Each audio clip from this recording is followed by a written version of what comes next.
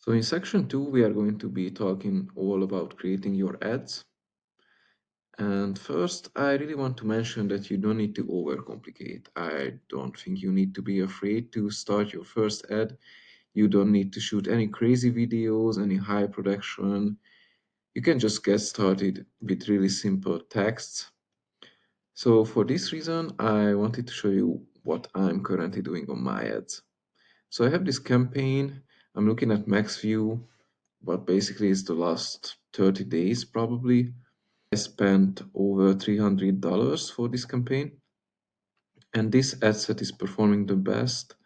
It has 20 completed registrations, which basically means a free member to my Skool group. So 20 signups at $7 each, $140 spent on this ad set.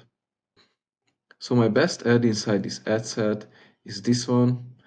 It's super simple. I'll just show you a preview, but it's just a white background, green text, and my message, which is learn Facebook ads from someone who spent more than $5 million on them.